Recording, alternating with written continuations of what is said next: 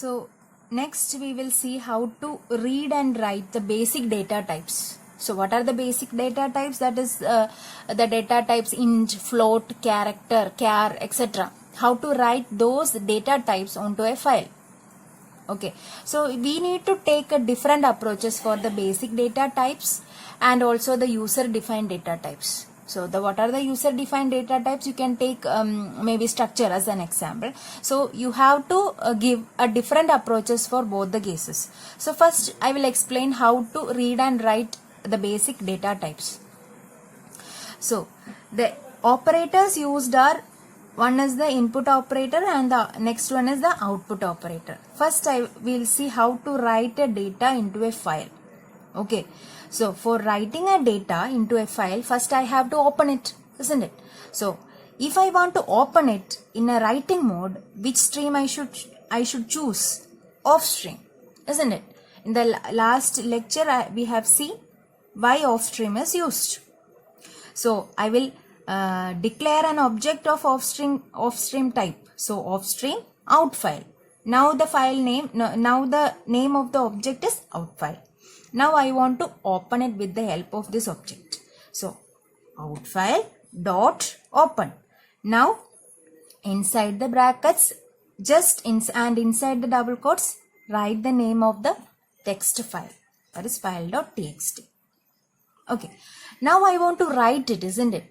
So I want to write these data into this file.txt. For that I will use this particular output operator for that. Okay, so first I have to write the object here, that is out file, then use the operators, that is first operator. First I want to input a write a integer, so I will write 25. If I want to put the space in between the datas, I will use again a output operator, put the double quotes. So I am giving one letter space here. Again use the output operator. The next data type, here this is float, isn't it? Then again the output operator, then space inside the double quotes, again inside the single quotes x. So this is char data type. So once the writing data is over, the operations are over, I can close it with a semicolon. Then the purpose is over, isn't it? The operation is over, so I can close the file. So once you open it, it is compulsory that you have to close that particular file. So again using the object of the off stream type, so out file dot close. So this is how you write a data into a file. Again, reading data. I have to take the data from the file and read it. Okay. So for that, what I should do? First, declaring an object. Now I am using the name infile of type ifstream. Then infile dot open. File dot text. You write the name of the file you want to open it.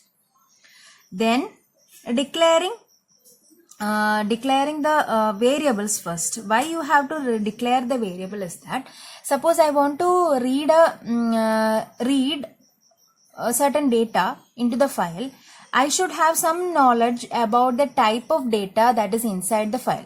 So if I have an integer data type, second one a floating data type, third one is a char data type, I have to declare the variables in that particular data type first. Then from that I should extract out the details inside that particular file, isn't it? So for that I have to use which one? I have to use a input operator. So in file, writing the object name first in file, then the input operator A. Then again the input operator B, again the input operator C. Okay, once the operations are over, you have to close the file, that is infile dot close. So this is how you will read a data from a file.